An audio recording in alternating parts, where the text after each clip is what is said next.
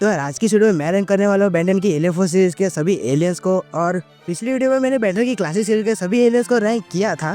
Total 4 section में rank किया था, सी rank, B rank, A rank और एस रैंक। लेकिन देखो यार आज की वीडियो में सिर्फ बी, ए और एस रैंक को रखने वाला हूँ। सी रैंक को मैं निकाल रहा हूँ क्योंकि एलियन फोर्स सीरीज में उतने वीक एलियंस है ही नहीं जिनके लिए मैं सी रैंक रखूँ। इसका मतलब है कि बी रैंक में सबसे वीक एलियंस रहेंगे। लेकिन यार मैंने बी रैंक में भी ऐसे ऐसे एलियंस रखे हैं ना, मुझे इस वीडियो को अपलोड करने में बहुत ही ज्यादा डर लग रहा है अब, क्योंकि बी रैंक के भी सभी एलियंस बहुत ही ज्यादा पावरफुल है। तो हाँ, सबसे पहले मैं बहुत ही ज्यादा इंपॉर्टेंट डिस्क्लेमर दे देता हूँ कि इस वीडियो में मैंने जो भी रैंकिंग की है वो मेरी पर्सनल रैंकिंग है। आपकी रैंकिंग और मेरी रैंकिंग अलग हो सकती है। अगर आपकी रैंकिंग मेरी रैंकिंग से अलग है तो इस वीडियो को सिर्फ मजाक में लीजिए और अपनी रैंकिंग मुझे इस वीडियो के कमेंट सेक्शन में बताएं। तो अब वीडियो को स्टार्ट करते हैं बी रैंक के 5th एलियन के साथ। और इस रैंक पे मैंने रखा है लॉर्ड स्टार को। अब देखो, मुझे पता है कि लॉर्ड स्टार बहुत ही ज्यादा पावरफुल है, लेकिन यार देखो एलियन फोर्स सीरीज के सभी एलियंस बहुत ही ज्यादा पावरफुल है और किसी न किसी को तो लास्ट नंबर पे आना ही पड़ेगा। लॉर्ड स्टार की एक वीकनेस की वजह से मैंने इसे लास्ट नंबर पे रखा है और वो ये है कि ये सभी चीज़ों को कंट्रोल नहीं कर सकता है। इसके हाथ से मैग्नेट की तरह काम करते हैं, जिसकी वजह से भी ये मेटल की चीज़ों को कंट्रोल कर सकता है। लॉर्ड स्टार का सभी चीज़ों पे कंट्रोल नहीं है। और अगर हम बी रैंक के 4th एलियन के बारे में बात करें तो इसका नाम है गूप, एक और बहुत ही ज़्यादा पावरफुल एलियन।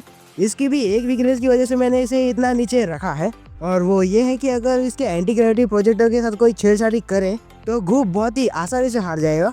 वैसे गूप मेरा फेवरेट एलियन है, तो यार गूप को इतना नीचे रख के बुरा तो लग रहा है, लेकिन अब रखना ही पड़ेगा।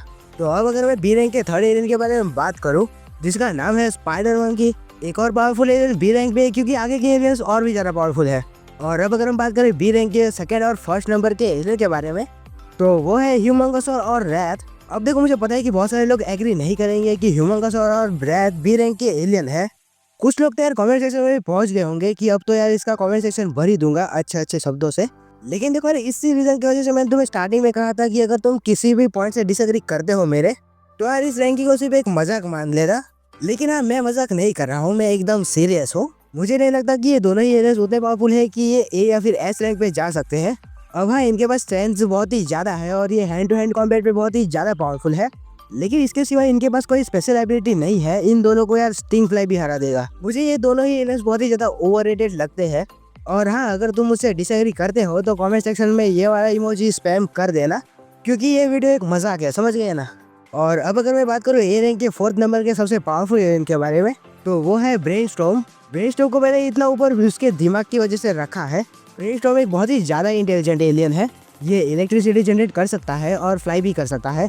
बस इसकी एक ही वीकनेस है और वो ये है कि ये बहुत ही ज़्यादा घमंडी है और बहुत ही ज़्यादा ओवर कॉन्फिडेंस है इसके अंदर।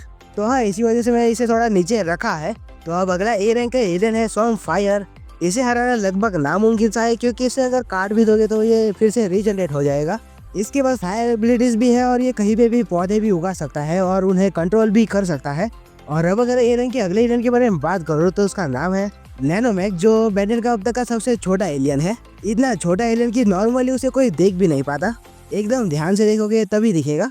और यही इसकी सबसे बड़ी पावर है। हमने बहुत सारे एपिसोड में भी देखा है कि ये कहीं से भी कहीं पे भी घुस जाता है। और ये बेन का बहुत ही ज़्यादा इंटेलिजेंट एलियन भी है और ये लेजर बीम भी शूट कर सकता है। वैसे ये बहुत ही कम एपिसोड में देखने को मिला है, लेकिन जितने भी एपिसोड में देखने को मिला है इसने बहुत पावरफुल विलेज को हराया है, जिसकी वजह से मैंने इसे ए रैंक पे रखा है।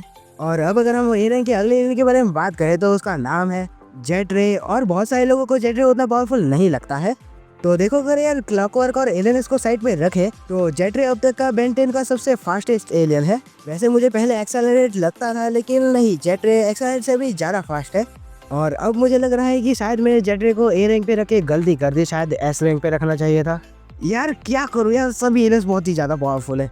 और देखो यार, ए रैंक और बी रैंक में मैं जिन भी एलियंस को रैंक किया ना, मुझे उनमें बहुत ज़्यादा कंफ्यूजन हो रहा था।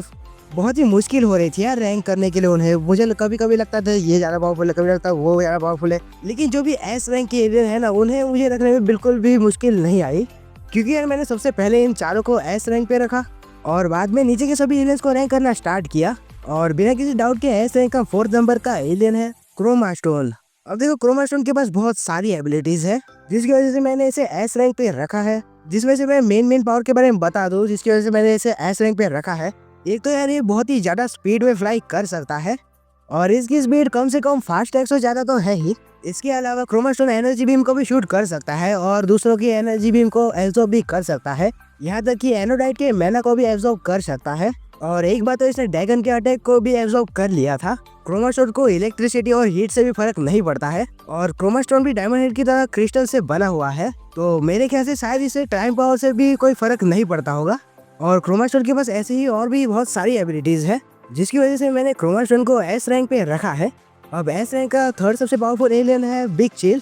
अब देखो, मुझे बिग चिल की सबसे मेन पावर लगती है कि वो इंटेंजिबल हो सकता है, जिसकी वजह से उसका ओपोनेंट उसे पकड़ ही नहीं पाएगा और वो किसी भी चीज को आसानी से फ्रीज भी कर सकता है। और बिग चिल उसके मुंह से जो आइस निकलता है उसकी डायरेक्शन भी चेंज कर सकता है। और भी बहुत सारी पावर्स है, लेकिन जिन पावर की वजह से मैंने इसे एस रैंक पे रखा है वो है इसकी इंटेंजिबल होने वाली पावर। अब एस रैंक का सेकंड सबसे पावरफुल एलियन है एको एको। अब देखो, एको एको अपने जितने चाहे उतने क्लोन्स बना सकता है और मेरे ख्याल से अगर वो पूरी पावर का इस्तेमाल करे तो वो अर्थ को भी डिस्ट्रॉय कर सकता है। बस उसे अपने बहुत सारे क्लोन्स बनाने हैं और सबको कहना है एको एको। और फाइनली नंबर 1 पे है एलियन एक्स। और अब मैं इसका रीजन नहीं बताने वाला हूँ क्योंकि मुझे पता है कि आधे से ज्यादा लोग तो स्किप कर करके देख रहे हैं। नर्क में जाओगे तुम सभी के सभी। मैं मिलूंगा तुम्हें नेक्स्ट वीडियो में, तब तक के लिए बाय। ये है एलियन एक्स। हाँ